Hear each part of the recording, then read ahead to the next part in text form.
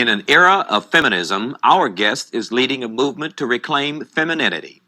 Brenda Werner has identified the traditional process of cultural thought among black women that is the basis for decision making and social interaction, and has named it Africana Womanism. Werner believes that Africana Womanism is why the feminist movement has failed to lure the rank and file black woman. She's also concerned about black college students and what she believes are cults of influence, victimization, rebellion, and idol worship, among others. Brenda Werner is out of the box and off of the plantation. I'm Tony Brown. In a moment, Africana Womanism and the cults of influence. My guest is Ms. Brenda Werner. Ms. Werner has a master's degree in education from Harvard University, heads her own communications firm in Chicago, and is chair of the National Africana Women's Studies Organization. Ms. Werner, welcome very much. Thank you for having me. Very nice having you. I'm glad finally we could get your schedule straight. I know you speak all over all the time. Thanks for coming. What is Africana Womanism? What is the relevance? Why and what is the distinction between Africana Womanism and what we've come to know as the feminist movement in America? I guess I could start by saying that I became associated with people who promoted feminism approximately between 1969 and 1970. And from the very beginning, in my association with these women as the head of a black student organization at Ithaca College and Cornell University, I always recognized that their basis for operation, their perspective, and their principles were different than that of which black women had traditionally purported as I knew it. I come from Chicago, and most of the people in my family are from the South. We had a pretty clear indication of how we thought about things.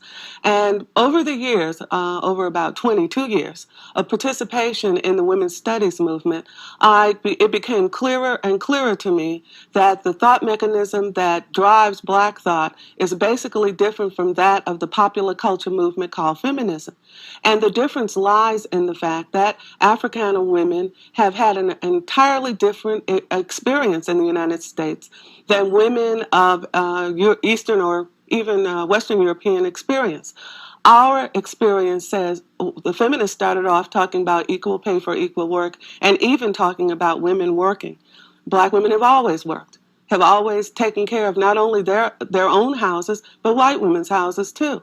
They've always had the accessibility of influence in the community. Feminists wanted accessibility to influence men. When Eastern liberal establishment white civil rights workers came to the South to help in what they called the civil rights movement, they expected to see different disenfranchised black women whom they were going to lend their support to. To their surprise, they came to find out that black women ran the civil rights movement, that they were highly influential in the church and in the home.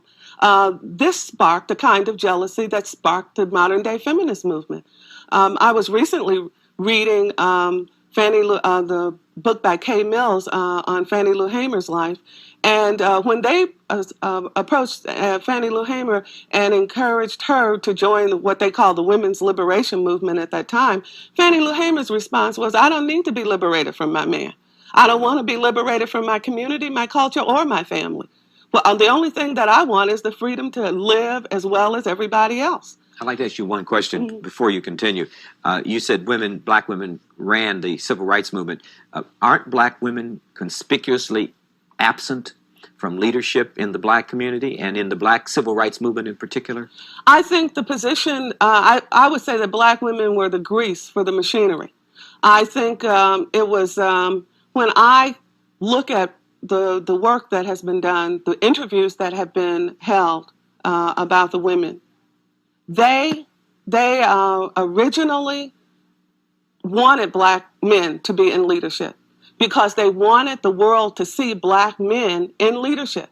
But that did not mean they were taking second place to black men. As you know, you've been black all your life. Black women can let black men know how they feel. Ask my mother. And it's kind of interesting to see that now this whole cult of victimization that's been built up around the feminist movement is something that black women have always denied. They've always denied being a victim or the legitimate victim. We've always seen ourselves as sisters in charge of our own lives and our own destiny. And the conflict between feminism and womanism, which was the black response to early feminism. I remember in 1969, particularly when the feminists came on campus and asked that we join them, black women's response was womanism. And womanism grew out of the black cultural nationalist movement of the 1960s. We had womanhood classes in the cultural nationalist movement. Women were very clear about who they were and that their femininity was valuable. I think today, what was originally called the women's liberation movement and what was later called the women's movement and is now called the feminist movement is what exactly the planners of this popular culture event had in mind.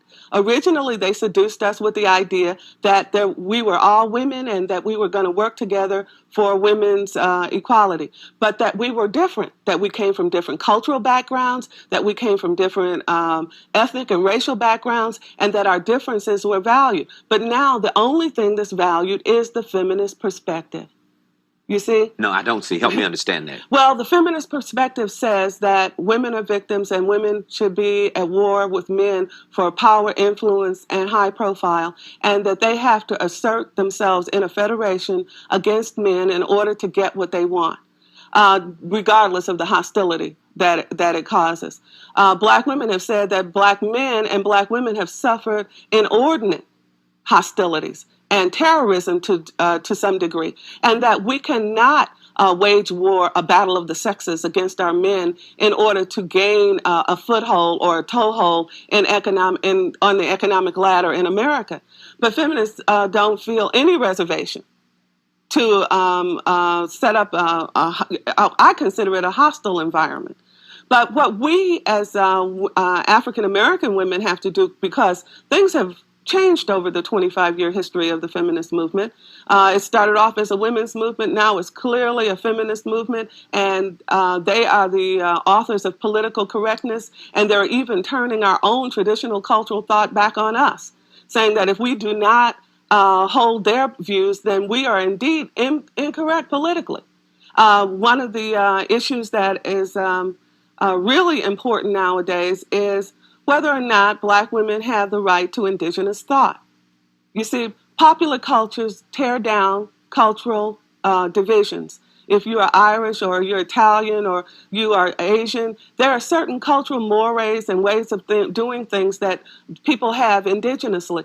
The need of the feminist movement is to wipe out these differences so that we can have a one world approach that women around the world will adopt the feminist agenda, which is abortion, the acceptance of homosexuality, the promotion of the idea of women in battle. I remember in 1974, the issue was whether or not we were going to promote the idea of women being in the draft. And my objection was that if these same women who declared that these men who run the country were white and racist, they were going to give them the option of drafting women, guess who they would draft? So who would they draft? They would draft if they were racist and white, as the white women claimed, they would draft the black women, and these are the women that would go to war. And when I asked this question and raised it repeatedly, people would say, "Well, we should wait and later and see how it turns out." I said, "Not one life should be lost to see how it turns out." But we are now in the throes of being manipulated by a well-organized, well-heeled popular culture machinery that is trying to encourage women that they to separate themselves from their cultures and from their men and from their traditional base, from their traditional identity. And their identity is the very vehicle through which they view the world. If you don't have your traditional identity, what do you replace it with? And is that a traditional identity worth saving? And I believe that the traditional role of identity among Africana women is a crucial to our survival in the Western Hemisphere, in this Western world. And this identity is they're subtly trying to restructure it, redefine it. The most important aspect of all of this is the revisionist attempts by feminists through what they call so-called black feminists to rewrite black history from a feminist perspective, to rewrite our experience in the Western world as victims as opposed to victors. This is a very serious thing that is. Give me is an taking example of how that is done. Well, originally, the feminists started off by using techniques that they had acquired in the civil rights movement, by referring to one another as sister and calling feminism sisterhood and claiming Sojourner Truth as a feminist. And then they went on to, here lately, encourage women to think of in only terms of either they were feminist or they were not feminist. You see, feminist is the guideline for whether or not you are acceptable or not. Recently, I had a discussion with a woman who's writing a book on Ida B. Wells, and she described Ida B. Wells as a feminist. And I asked, how could Ida B. Wells be a feminist when she never heard the word? And she says that, she took the license to describe her as a feminist. And the word that would describe these women of our past, these great heroines of our past, would be Christian freedom fighters. They identified with Christ and through Christ more than they did any other political machinery. And to revise them to fit the contemporary times is, in my opinion, is almost betrayal. It's cultural betrayal. One of the most important aspects of describing and defining the history of black women is their spiritual belief. And the feminist movement is, until lately, has what I would describe it as being godless or atheistic. But as of late, they have been introducing this concept of goddess worship and worship. What kind of worship? Goddess worship. Godless? Goddess. Goddess. Mm-hmm. It's a reintroduction of pagan goddess worship from the Dark Ages of Egypt. I mean, not Egypt, Europe. And they're actually teaching these courses in women's studies across this nation that you're supposed to worship. There's more than one of them, but the main one is Sophia. And that puts them in direct opposition with the spiritual nature of the black community and black women in particular. I'm not saying that all black women hold the same spiritual belief, but for those who have had even a cursory study of black history, you know that the unifying spiritual nature in America for black women is Christianity. Well, let me ask you, in that context, in terms of spiritualism in the black community and Christianity, are we looking at a break with that in terms of the gangsta, as I like to call it, the gangsta subculture in the black community? This is not the majority of black people, but it is a phenomenon in the black community. And I include in that gangsta culture having babies just because you want to have a baby, not forming family units because they're not important in your mind to form them, values that I won't bring up here, but the values are certainly not Christian values. They're certainly not values that relate to any religion. They are rather amoral values, if I may. Rebellious. Rebellious, however you'd like to characterize them. Now, how would this phenomenon fit into your paradigm of the black community being a spiritual community? Well, I think that the same phenomenon that's happening in the black community is happening in the larger American society at large. Something has replaced the traditional communal input, and that is American media and American popular culture. Whereas children used to be outside playing with one another or sitting on front porches listening to other people tell stories, they are now parked in front of televisions. They are now plugged into earphones that they're listening to vile music. They're going to theaters at an incredible rate. They can run to the corner video store and get soft pornography from the time that they're able to put the money on the counter. And we are now in competition with a powerful vehicle or vehicles that are pushing aside the traditional base of every ethnic and cultural group. However, still in African American culture, the various African American church denominations are still the strongest institutions that we have, and they're the vehicles by which we've been able to educate, early education, to get children to listen, to learn, to get them to read, to get them to respect adult authority, to get them to recite before audiences, and to get them to operate as a cohesive group. What about marriage? That's where people Right. they meet each other in church and they get married. And I was telling a group of women recently, when I was a kid, Sunday afternoon teas were where young single people met one another. They met one another in a kind of loosely chaperoned environment.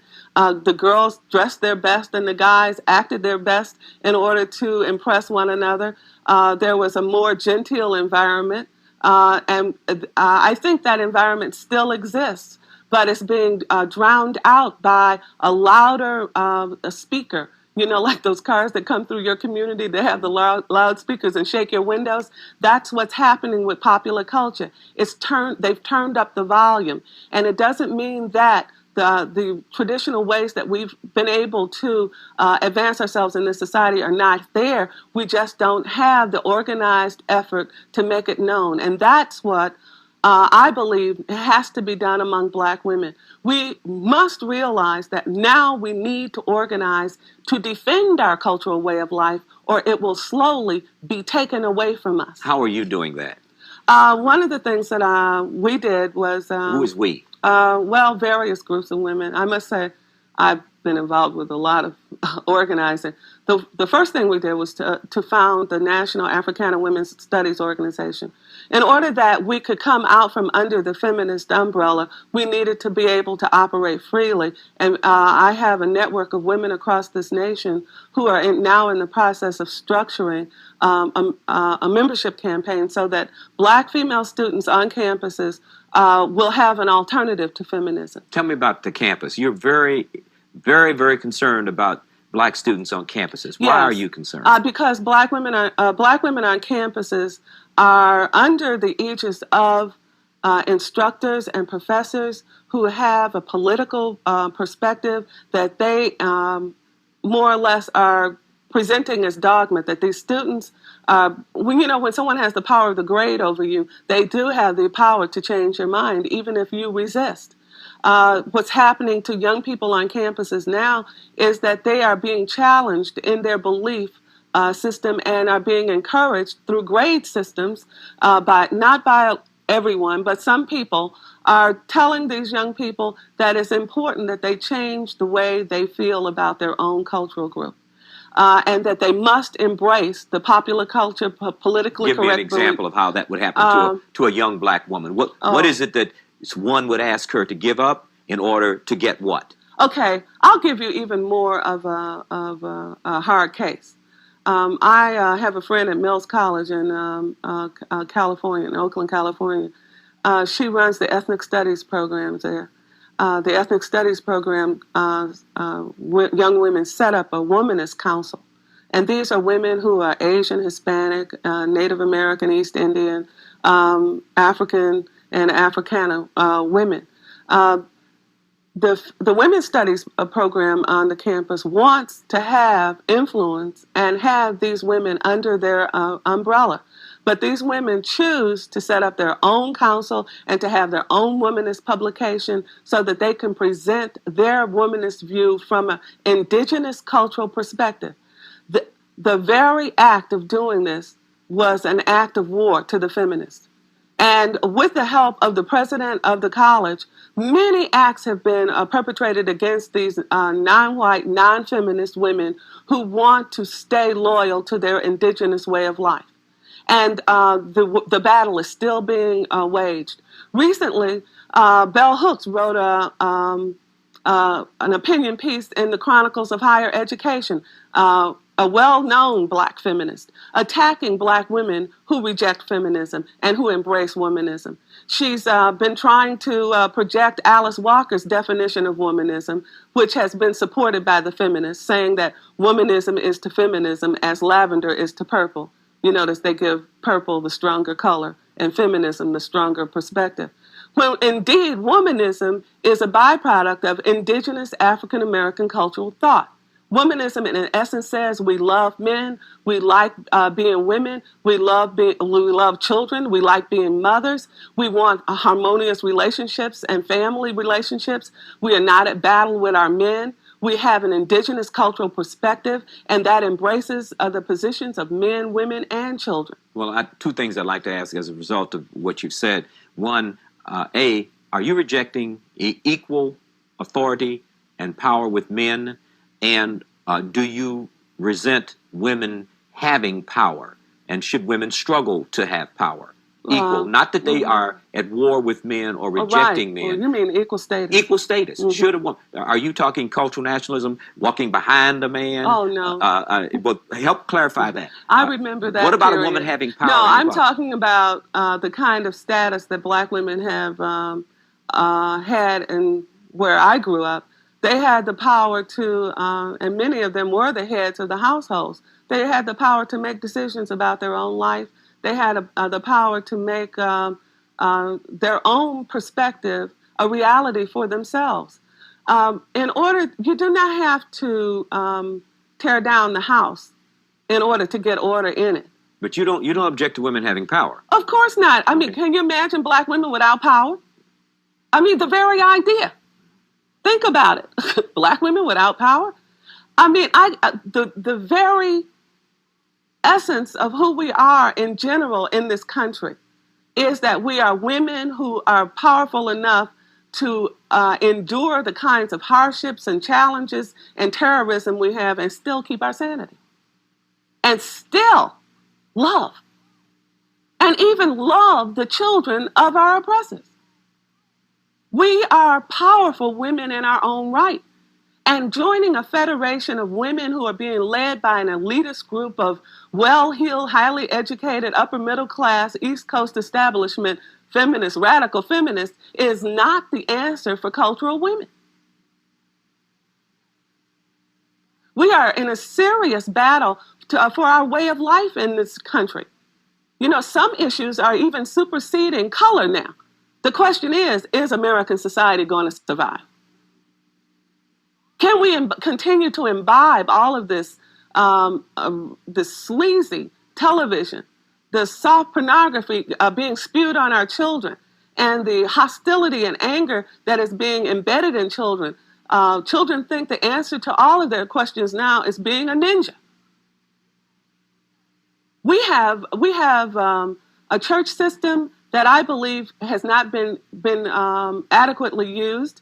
I believe it can be an educational institution. I believe that we can re-educate the leaders of these denominations, that we can start an education movement that can at least take 50% of black children out of public schools and put them under black education directives.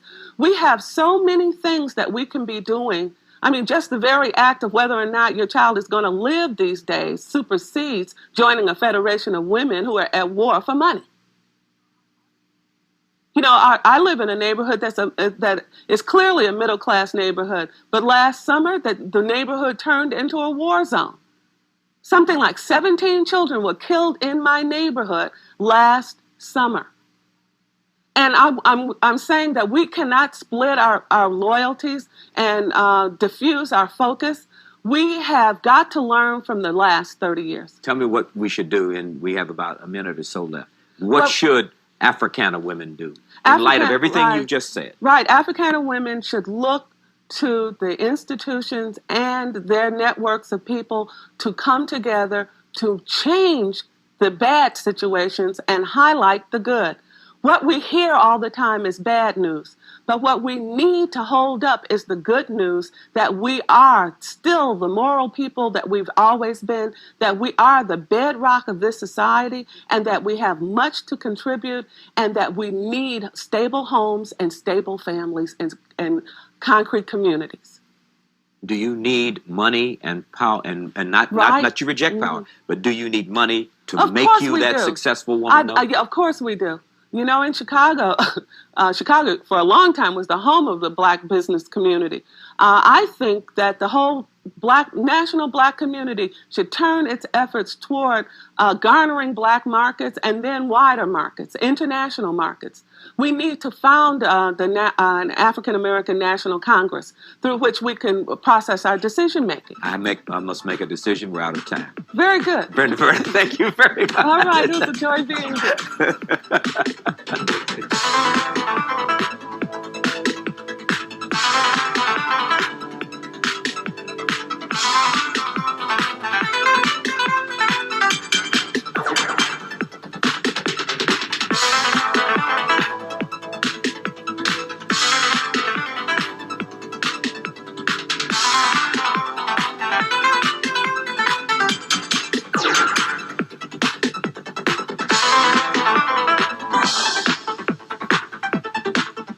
Tony Brown Productions produces this program and is solely responsible for its content.